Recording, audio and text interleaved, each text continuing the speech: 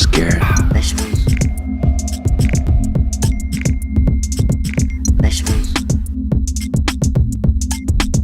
Here I come from the west side. Questions 1 to 4. You will hear a talk about a museum. You should answer the questions as you listen because you will not hear the recording a second time. First, you have some time to look at questions 1 to 4.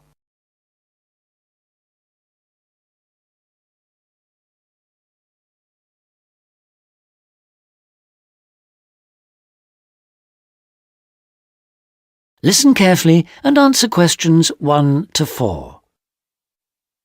Welcome to the Museums UK audio series, a collection of downloadable audio files introducing the best of British museums. My name's Sam Cooper, and in this file I'll be introducing the Ashmolean Museum of Art and Archaeology in Oxford, with its fabulous collections of Eastern and Western art, antiquities, casts and coins. It's one of the oldest public museums in the world, and it's actually part of Oxford University, though it's free to go in whether you're a student or not. You'll find the main museum in Beaumont Street, near the centre of Oxford, close to both the railway station and the bus station. Opening hours for visitors are from 10 o'clock in the morning till 5 in the evening on Tuesdays to Saturdays, 12 to 5 on Sundays, and 10 to 7 on Thursdays in the summer months. It usually closes for 3 days over Christmas, a couple of days at New Year, and 3 days for the St Giles Fair in early September. You can take photos in the galleries, but only with handheld cameras and not using flash or lights, which can do serious harm to exhibits. Also, as long as you follow all the copyright regulations and you get permission from the staff on duty, you can ask for antiquities documents of less than 100 years in age to be photocopied at a cost of 5p per A4 sheet. Before you hear the rest of the conversation, you have some time to look at questions 5 to 10.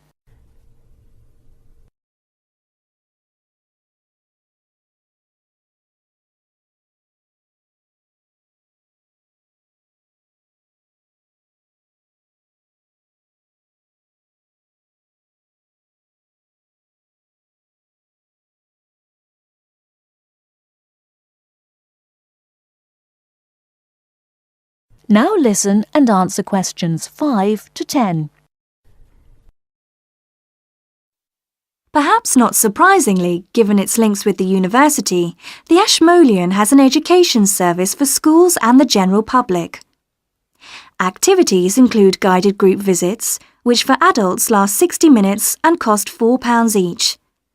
This makes the minimum price per group £28, as group sizes vary from 7 to 15 people. Visits by groups of young people take the same amount of time as the adult tours, but cost just £2 for university students. So, with at least 7 to a group, the lowest price is £14, though please note that there's an upper limit of 14 group members rather than the 15 for adults. For schools, there are visits to suit all age groups, and for the most popular ones, such as those to see the Greek and Egyptian collections, it's best to book a term in advance. Tours last 50 minutes, starting at 10:15, 11:30 and 1:15, with a maximum of 13 children per group. Now, if you're free in the middle of the day, why not go along to one of the 45-minute lunchtime talks? There's a really wide range of topics. On the 19th, for example, the subject is Greek mythology, and on the 20th, there's Celebration of India. Both begin at 1:15, the usual time for these talks, and they're held every Tuesday, Wednesday and Friday. Another regular feature, on Saturday mornings through to the afternoons, are the workshops. If you're interested in developing your own illustrative and artistic skills, these are for you. They're aimed at artists of varying levels of experience and are always led by practicing artists. Running for 6 hours from 10 o'clock, this is wonderful value at just £5, including basic materials, and also a decent cup of coffee. That is the end of part 1. You now have half a minute to check your answers.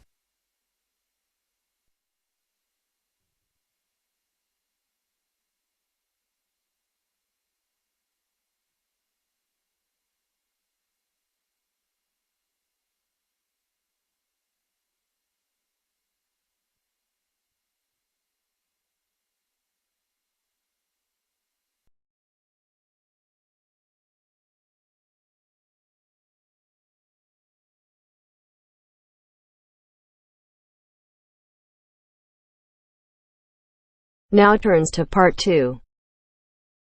Part 2. You'll hear a dialogue between a foreign student and a student union officer. As you listen, answer the following questions. First, look at questions 11 to 13.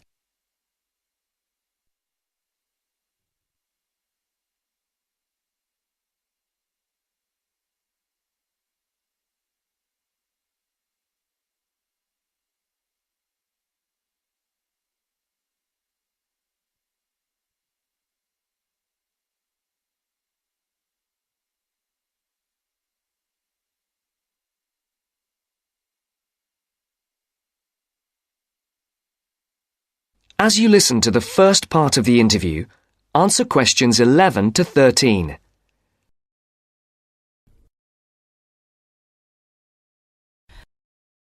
Good morning. Can I help you? Yes, I'd like to know something about the British medical scheme. Yes. What's your question? Can I use British doctors if I fall ill? That will depend on how long your course of study is.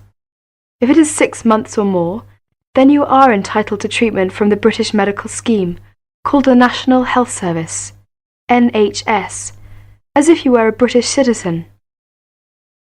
With the NHS, consultations with doctors are free, but you will be asked to pay something towards the cost of medicines. In 1987, this is £2.40 for each item of medicine. You are also entitled to free treatment in British hospitals.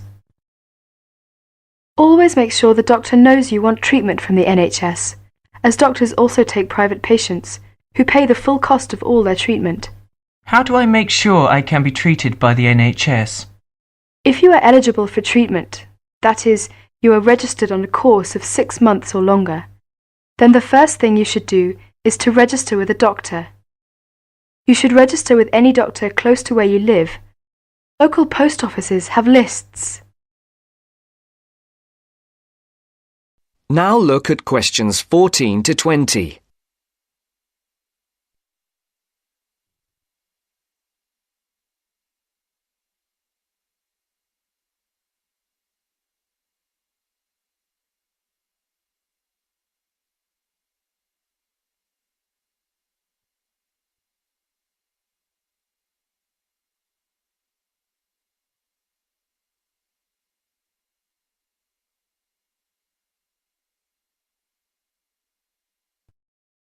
All you need to do is visit the doctor or the doctor's receptionist during consulting hours and ask to be included on the doctor's list of patients.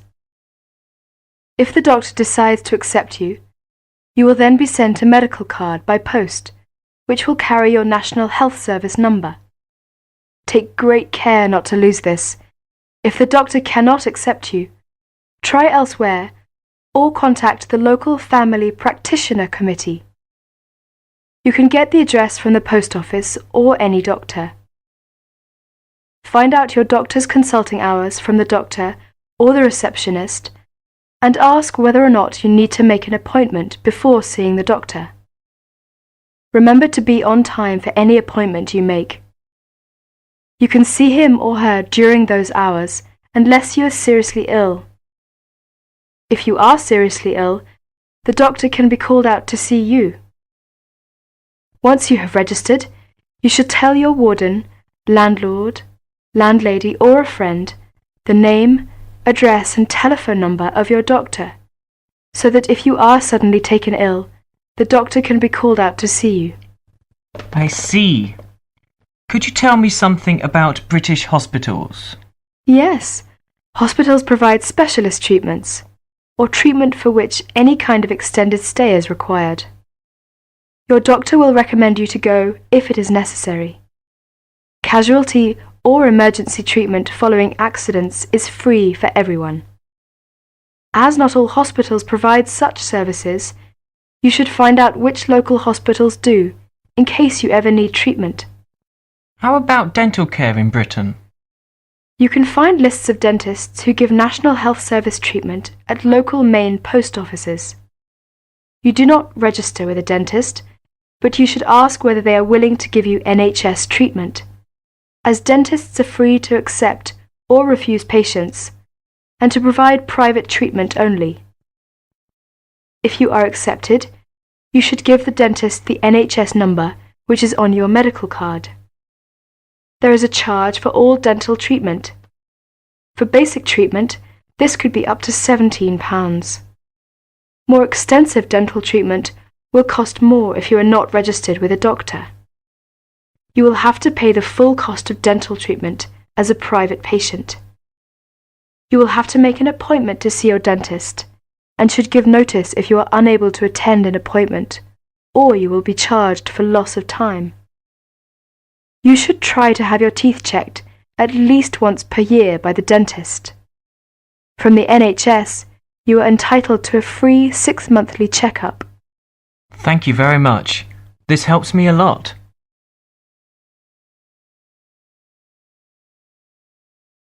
That is the end of part 2. You now have half a minute to check your answers.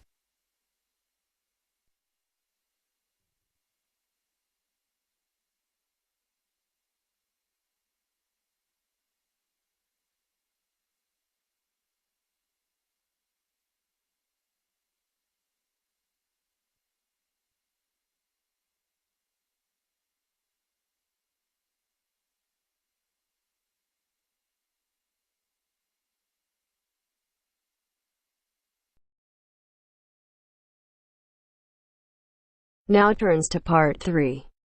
Part 3. You are going to hear a conversation between Sally and Ben. They are new college students. You now have some time to read questions 21 to 25.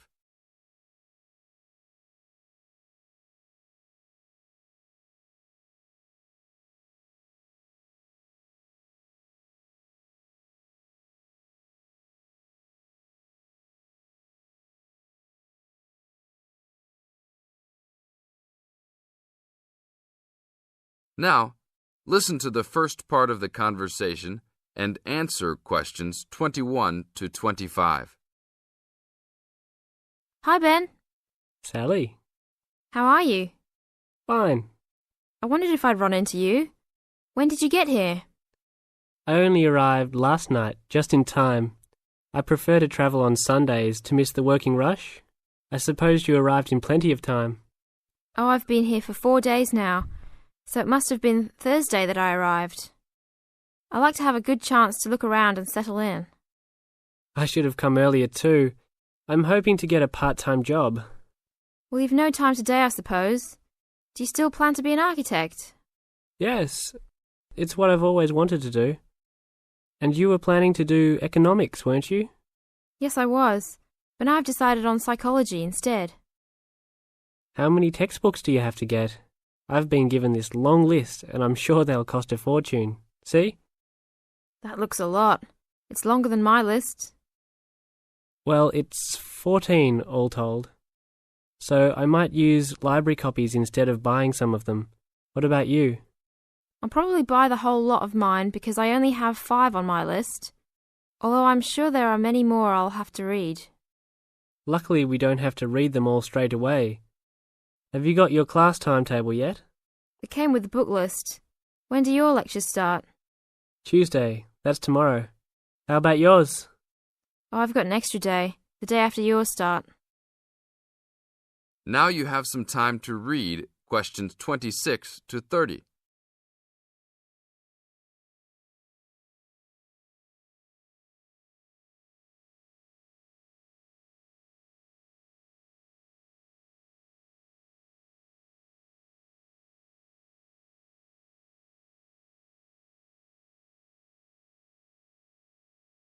As the conversation continues, they are talking about their new college life. Listen carefully and answer questions 26 to 30.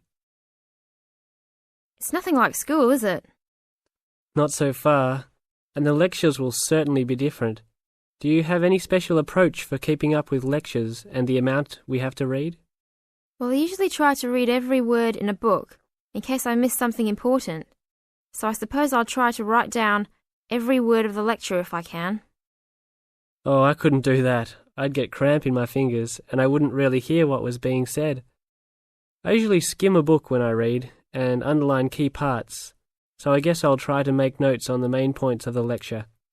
Have you thought of using a cassette recorder? You mean to record the lecture? Yep. Then you could make really good notes. Is it allowed? I think so. It must be.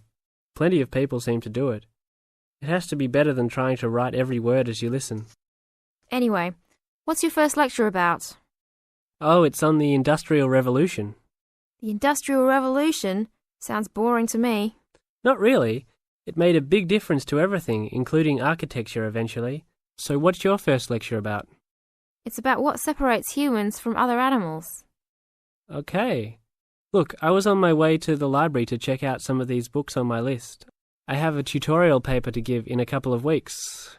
Oh, what's the topic?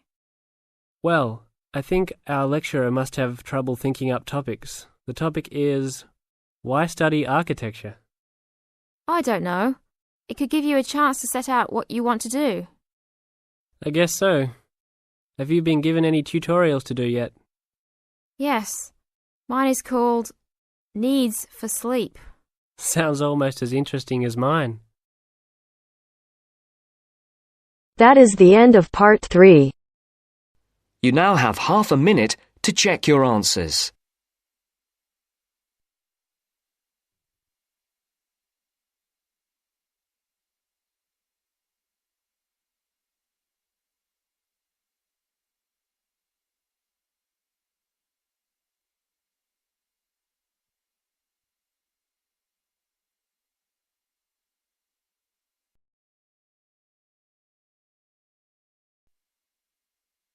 Now turns to part 4.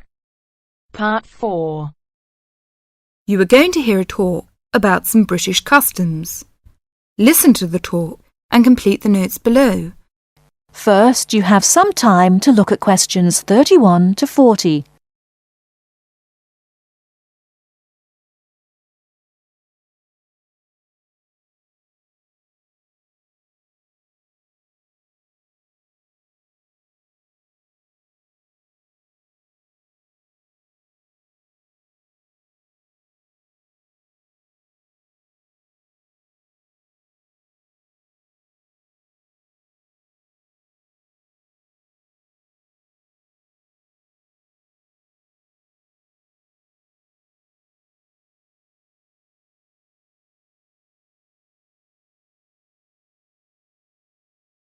Now listen carefully and answer questions 31 to 40. Good morning. My name is Marcia Smith, a counsellor here at the Student Services section of the university, and this morning I'd like to talk to you about visiting a British home. This may help you to cope well with your study and social life in Britain. There is a commonly quoted saying in Britain, "An Englishman's home is his castle," which sums up the importance we give to our own bit of private territory. If you are living in a British home, or are invited to visit or stay with someone, it is important to act thoughtfully. For example, be punctual for meals and, if you know you have to miss one, let your host know as soon as possible. Check whether it is convenient for others in the house when you wish to take a bath or wash and dry laundry. And unless your host employs someone to do the housework, you are expected to make your own bed and keep your room clean and tidy yourself. If you don't have a door key, remember to make arrangements if you intend to be out late, and keep your hosts informed of your whereabouts so they don't worry. These suggestions apply whether you're a guest or a lodger, and will help the household to run smoothly. If you're staying as a guest of a British family, or even visiting for one meal, it is customary to take a small gift of flowers, chocolates, or something to drink. Don't spend too much, as this could embarrass your hosts. If you're staying for several days as a guest, it is usual to give a small present when you leave. Usually, you will get onto first-name terms with people you meet quite naturally and quickly. If you're unsure, continue to use their family name, surname, and title until they ask you to use their first name. Older people, and those with whom you have a more formal relationship, may prefer to stick to surnames, for example, Dr. Smith or Mrs. Smith. If you're going to eat with British people or to stay with a British family, you may want to know if there are things that they normally do or don't do at the table. Rather than worry too much about rules, you may like to watch other people and copy what they do. It also helps to understand a few customs first. Both at home and in restaurants, people normally wait until everyone has got their food before they start eating. However, they will start before this if someone says, "Please don't wait," or "Don't let it get cold." When people have started, they keep their cutlery, knives, forks and spoons on the plate when they are not using them, and leave them on the plate when they finish the course. For each course, different cutlery is used. You may also notice that people don't usually spend much time at the table talking, drinking and smoking. In fact, after dinner at home, it's fairly common for everyone to leave the table together and have coffee in the living room. If you are staying with a family or visiting informally, it's usual to offer to help with household chores, for example, clearing the table and washing up the dishes after a meal. Even men are expected to offer, though you may not be accepted. At a more formal meal, however, the host won't normally expect guests to help. That is the end of part 4. You now have half a minute to check your answers.